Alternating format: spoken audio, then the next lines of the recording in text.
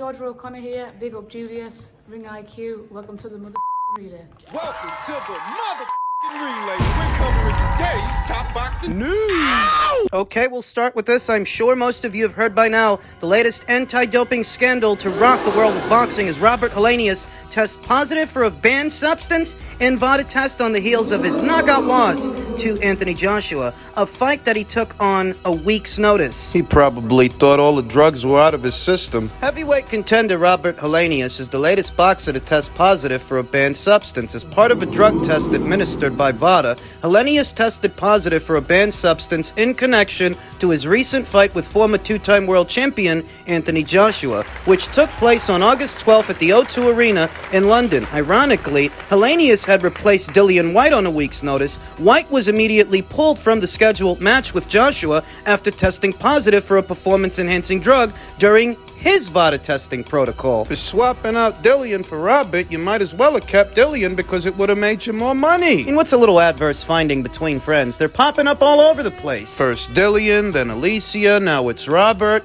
It all paints the same picture, doesn't it? That underneath it all, there are a lot more people using banned substances than the fight fans realize. The test result will not affect the outcome as Helenius was brutally knocked out by Joshua in the 7th round. According to BBC Sport, the test in question was taken a day before the fight. Promoter Eddie Hearn of Matchroom was informed of the positive test on Friday. Today, the Voluntary Anti-Doping Association has informed Matchroom and the British Boxing Board of Control that Robert Helenius has returned an adverse analytical finding as part of a random anti-doping protocol. Like I said, he was in action the week before that, and I don't know if there was any anti-doping testing in association with that fight, the one he had a week before the Joshua fight. I think it was Eddie Hearn that stated that those anti-doping tests are actually quite expensive. So when you think about a small show like the one that Robert was in the week before the Joshua fight, an anti-doping test, What's that going to cost you? $20,000, $30,000? that's big money for what isn't a big fight, the fight that Robert had before the Joshua fight. And this is a big part of the reason that anti-doping isn't more uniform in the sport, because not every fight is worth the same amount of money. Matchroom defers to the relevant regulatory authorities on next steps. We vehemently continue to support voluntary anti-doping testing. We are committed to promoting a clean and fair sport for all athletes. I think Robert Helenius' days of boxing in the United Kingdom are over, as this adverse finding for this fight, it took place on UK soil, so I expect that the BBBOC are going to be all over this, and Robert Helenius, being as old as he is, he's pushing 40. Even though it's not a UCAT test, it's a VADA test all the same. Think about Conor Benn and his adverse finding. That adverse finding was by way of the Voluntary Anti-Doping Association, not UCAT, and the BBBOC is still trying to nail him to the wall, so I imagine they'll keep the same energy for Robert. Can count at least 5 fighters as of March of this year that have tested positive for banned substances. Michelle Rivera, Alberto Puello, Dillian Whyte, 5 or 6. Alicia Baumgartner, Robert Helenius. Very recently, Zolani Tete was issued a 4-year ban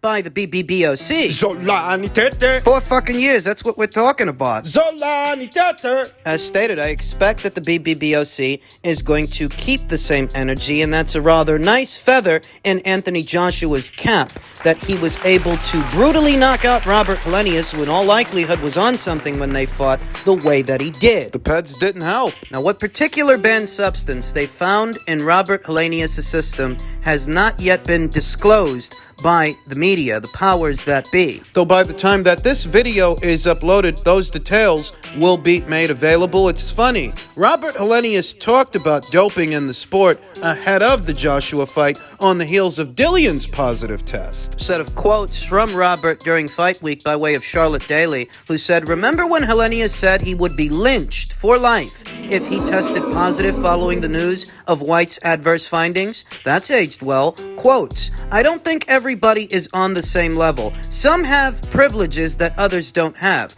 I think anti-doping would be the same in every country. Should be. For example, in your country, when Dillian gets caught, everybody just thinks, oh, it's boxing, and nobody cares. In Finland, if I were to be caught, I would be lynched for my whole life. 2-year minimum. Nothing. I would never get a license again. I know Povetkin, Fury, Canelo. If I would do that, I would never be able to box in Finland anymore. Perhaps sensing impending doom. When he made those comments, no telling if the local boxing commission in Finland is going to collaborate with the BBBOC in the UK to issue out a penalty for Robert that not only carries over in the UK but in Finland as well. They might. Because of the time frame. It doesn't look to me like Robert took something en route to a Joshua fight. He took something for the fight before that, and traces of it may have been left over. Looks like it. Which would have to mean that if he was doping in Finland. Yeah. I don't think he's stupid enough to take something a week out from the Joshua fight when he decided to take that fight on short notice. I don't think he all of a sudden started putting stuff in his body. That'd be stupid. He had to know. He would have had to have known there would be anti-doping testing for that fight. But not the one before that. He was likely cycling off. Really drives the point home that nobody is paying more for anti-doping testing in the sport of boxing than Matchroom, whether you're talking about drug-free sport or VADA or UCAD. Stuff's expensive. It don't come cheap. As stated, that's why anti-doping testing isn't uniform in all of boxing, because not every fight has the same value, and what you spend on anti-doping testing, What you would have to spend to test every boxer on a show, every boxer on a single card, it would cost you a fortune. in spite of this, Matchroom is very much ramping up efforts to have more anti-doping tests conducted in more fights involving more fighters, and I see them doing this more than anybody else, more than Top Rank, more than the PBC. But it paints a certain picture every time a guy or a girl gets caught, that this is a lot more widespread, this is a lot more normal in the sport than perhaps the fans realize. Okay, so this is highly shady business going on, in my opinion. The promoters are not doing adequate testing. And in particular, I'll tell you who the worst are, is Eddie Hearn and Matchroom, and Al Heyman and PBC. Here's what I learned. The promoter can go to them, and just like a menu in a restaurant, where VADA orders everything on the menu, all prohibited substances at all times. The promoter can say, I want to do these little panel of tests here, but none others. And then when the results come back, I don't want anybody to get those results. Just send them to the promoter exclusively. No commission, no sanctioning body. And if the promoter decides to show these results, well, maybe they do and maybe they don't. Okay? So this is highly shady business going on, in my opinion. I don't buy into Victor Conte's latest spiel about Matchroom not doing enough testing when it seems like they're paying more for those tests than anybody by way of more than one anti-doping agency. Victor said, in my opinion, a full investigation of the Eddie Hearn Matchroom boxing and drug-free sport relationship is needed. My understanding is they hire drug-free sport and test results may go straight back to Matchroom and nobody else. It would be a major conflict for a promoter to control test results. His issue is that those results may or may not be published at the promoter's discretion. He's defaming Matchroom, who is still using VADA, by the way. I mean, the test that Robert Helenius just failed, that was by way of VADA. Alicia Baumgartner's situation, which is what he's really talking about here, that was by way of drug-free sport. Why is he going after them? We'll get to that. A Twitter user that goes by the name Bobby the Boxer, their procedures, they being drug-free sport, are good enough for the NFL, NBA, NBL, NCAA, and 300 others, but not for a promoter that adds them as an additional layer of testing to keep their fighters safe. The man is paying 10 times more than anyone else and catching more than anyone else. Others should too. You know, it's funny. Drug-free sport was criticized for the amount of time in between the time Alicia samples were collected and the time it took them to publish the results. They were criticized for that. But pay attention. It took the Voluntary Anti-Doping Association 2 weeks to publish Robert Helenius' results. Well after the fact. Well after the fight. You say that the tests were conducted the day before the fight. There was no way they could have got him out faster. It's not the point. The criticism against drug-free sport was that what's the point in testing fighters if they're not going to know what's going on until after the fight? Well, if you're going to criticize them for that, you can also criticize VADA, since they didn't publish these results till 2 weeks after the fight. Why is Victor Conte going after Matchroom when it seems like Matchroom is paying more for anti-doping testing than anyone else? Why is he claiming that Matchroom's relationship with drug-free sport is unethical, that they reserve the right to publish results? Or not. Do you realize that he said the exact same thing about Al Heyman and the PBC in reference to VADA?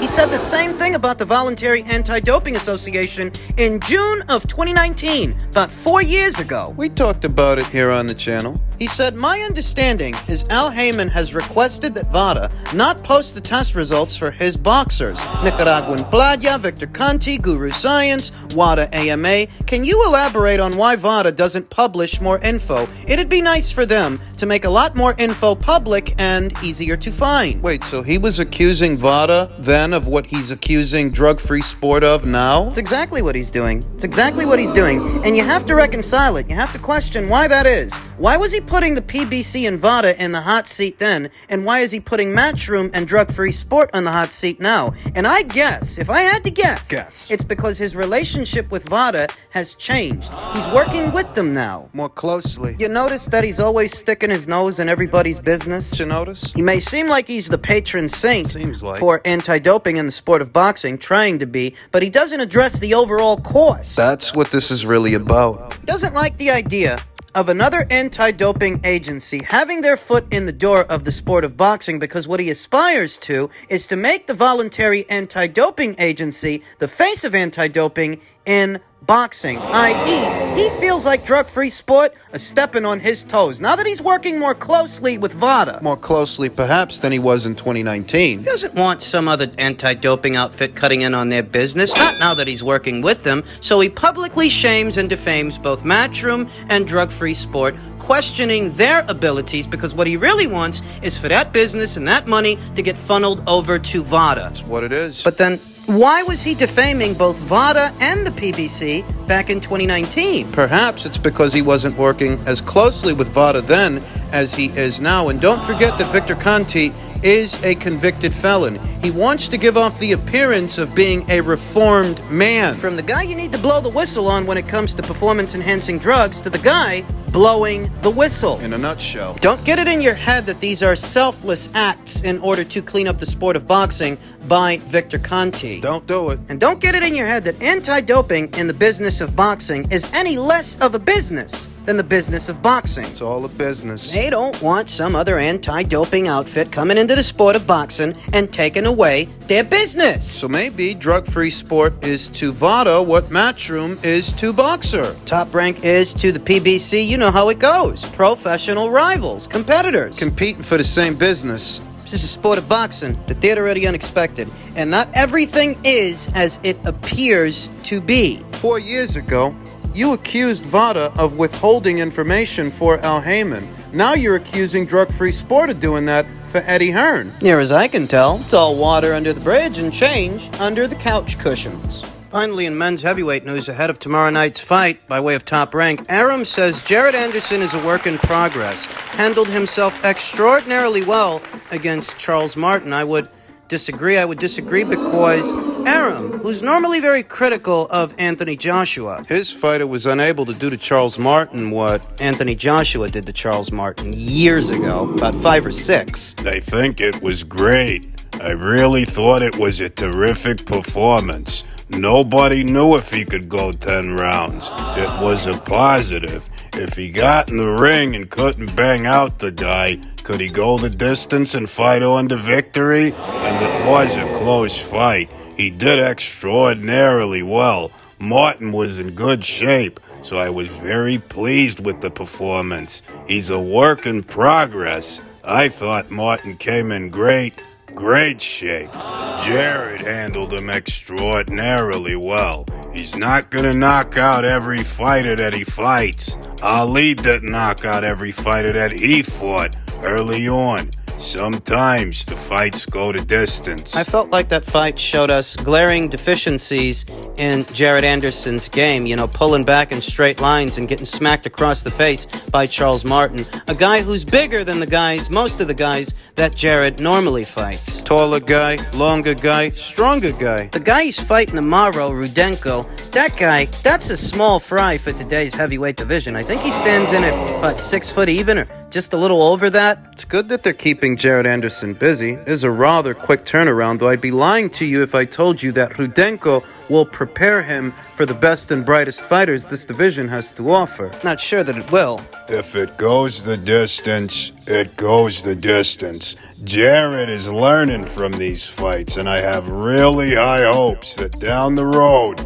he's gonna be a heavyweight champion. Rudenko is a very durable guy, and hopefully he acquits himself well. Rudenko has taken WBO interim champion Zhilei Zhang and former WBA champion Alexander Povetkin, undefeated contender Agit Kabayel, Huey Fury, and Lucas Brown the distance in 5 of his 6 defeats. So he's a veteran, and he's stubborn. But he's really not that big a guy, not as big as a Zhilei Zhang or a Filip Hrgovic, a Bakadir Jalalov. He's really not a big guy. So if you want to get Jared ready for those kinds of fighters and those kinds of guys, big guys like an Arslanbek Makhmudov, Rudenko doesn't really get him ready for that. We're gonna keep him busy, keep him going. That's the way to develop a future heavyweight champion, and that's what we're after. I just wonder what it means to Jared Anderson to become a heavyweight champion when, according to Jared, I'm not in this for the legacy, I'm in this for the business. It just so happens that the boxers that do the best business at the box office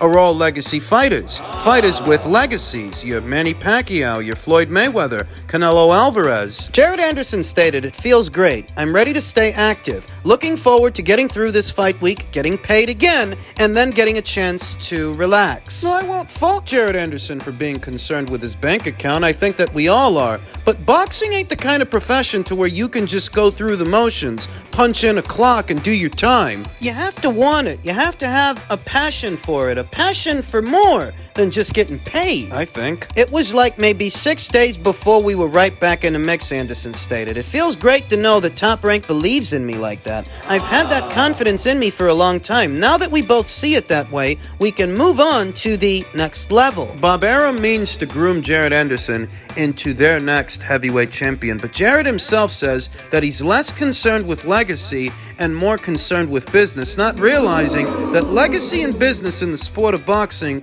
go hand in hand. To do the best business, you want to be a legacy fighter. For me, it's just about keeping working. I've been vocal saying this. I'm not in this for the legacy, insisted Anderson. I'm in this for the business. I've got a family to feed. I don't have any kids yet, but I would love to have them one day. I'm in it for the business side, keeping my family safe and healthy, and making sure all my family can get fat financially if they want to. That's really what it is for me. Being the present is just about staying active. I'm trying to stay as active as I can to build my generational wealth and get to that next level. The legacy stuff doesn't really fit me right now. Maybe when I get older, I'll want to jump back into that part of the sport and build some legacy. At the moment, I'm at the business perspective with it. I won't begrudge him his honesty. He knows what he wants. He knows what he's in it for. But I do get the sense that we may all have to curb our enthusiasm when it comes to Jared Anderson, when he's making it clear. He's not in it for legacy, and he's not necessarily trying to be the best. He's just trying to get paid. And that kind of mentality can affect the way a fighter prepares. Yeah, he should beat Rudenko tomorrow. I have no doubts that he will. But how far can Jared really go with that mentality, with that outlook?